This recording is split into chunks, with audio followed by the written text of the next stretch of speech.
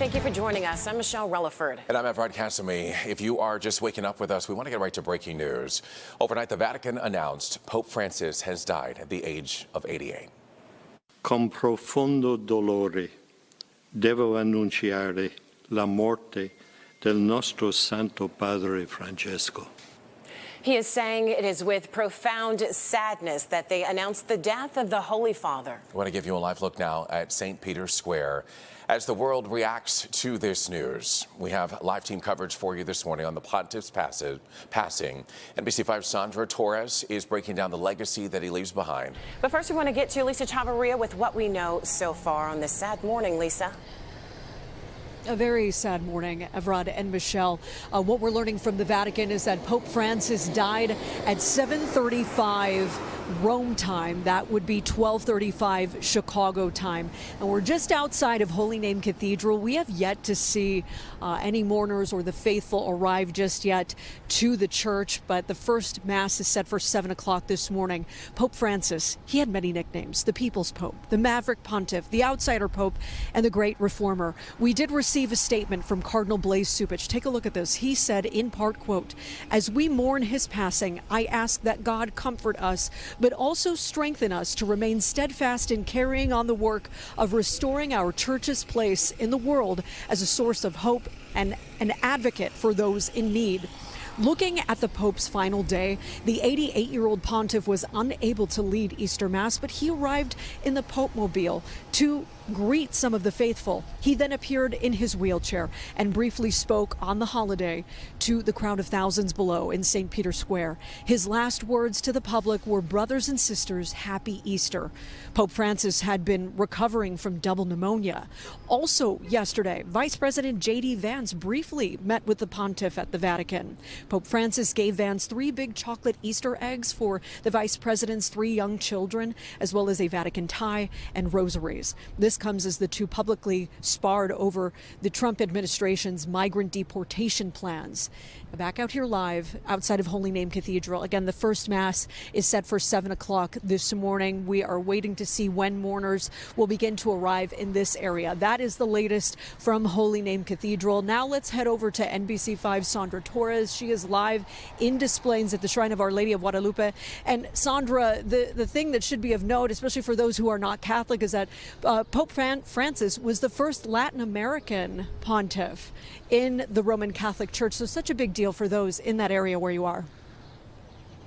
Exactly. Here at the Shrine of Our Lady of Guadalupe, there's a very large Spanish-speaking Catholic following. And so Pope Francis was from Argentina, and it was certainly a big deal when he was elected Pope to be the first Latin American. I remember how big of a deal that was for Latin American communities. We hope to hear from some of those followers here later this morning, but here's what we can tell you about how that set a precedent, because within days of beginning his new role, Pope Francis made choices that revealed he would be a different kind of leader for the Catholic Church. He shunned the regal garments and trappings of previous popes.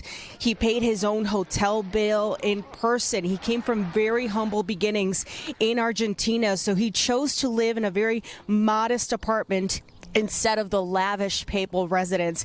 So it was clear from the start that he also loved interacting with the crowds that gathered for Mass in St. Peter's Square. Even in the first year as Pope, he made numerous changes, apologizing to victims of sexual abuse by priests. He set up a committee that included people to investigate sex crimes by priests, although a wave of sexual abuse scandals within the church did prove to be his greatest crisis of his tenure. Now, through it all, Francis did maintain a reputation of being a reformer. He set up a hand-picked committee of 8 cardinals to discuss reforming the Vatican bureaucracy. He also made headlines for his apparent acceptance of homosexuality and also warning about the dangers of climate change.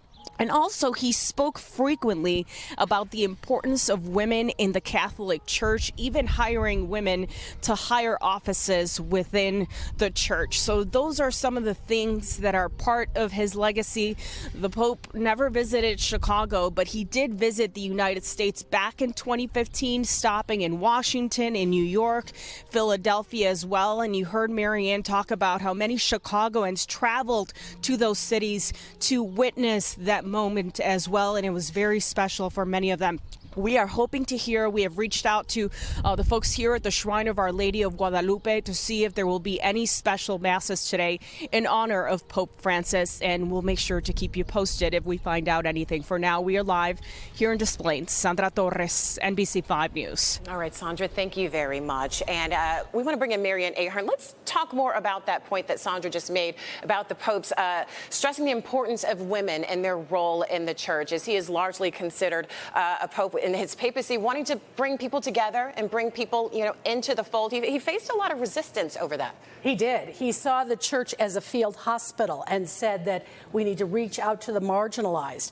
And women, of course, have been looking for a bigger voice in the Catholic Church. Some today might say it was a mixed bag, a mixed record of whether or not women did achieve more. Yes, there are more women in leadership roles, but there were not women who are deacons yet of the church. Of course, there are not women in the priesthood either.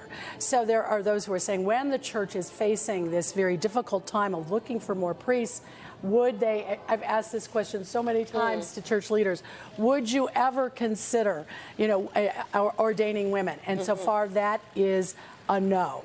But today, I think that people look at Pope Francis and say he was this change while he was Italian, a native of his parents, having grown up in South America and as a trained Jesuit, someone who is an educator, a Jesuit is, they like to think of themselves as professorial. The Jesuits today will be, of course, mourning as well. Those are those from St. Ignatius here in Chicago, and Loyola University are Jesuit universities and high schools. You touched on the Pope's stance on women in the church and their role in the church. Touch on his stance on the death penalty and gay marriage as well. And, he, of course, opposed the death penalty. And as far as gay marriage, he started to go there and then stepped back. And that gave some, it was a mixed message as well, as we talked about women. Some thought, oh, here is someone who said, who am I to judge when asked about a gay relationship, but yet came back and said, no, Catholics will not honor gay marriage. So there was a step forward and then an inch or two back. And that left some who are critical of him saying the doctrine is the doctrine and we should not have any confusion. We talked about how when he came into the papacy, it was about 12 years ago, the church was dealing with a number of crises, from the sex abuse scandal, also financial crises as well. What do you believe his legacy will be in terms of how he's handled those very challenging times? Yes, it took him a minute to the pre-sex abuse, and it wasn't until he met those had been abused and met them and talked to them and heard from them for him to realize, yes, this is real. And he completely changed his view and where he stood. And so, yes, while there had been many, many years of cover-ups, you would say that Pope Francis was someone who was way more forthcoming on that challenge for the church. And if you're just waking up with us, Pope Francis has died at the age of 88. Tell us what happens next in terms of funeral arrangements, funeral plans, and then the conclave that has to happen after. Right. The funeral will take place, we understand, 4 to 6 days after his death today, perhaps early this weekend. And then 15 days, within 2 weeks of today, will be the conclave in Rome, where all of the cardinals will gather at the Sistine Chapel. I will be there. It will be quite special to be able to cover that event.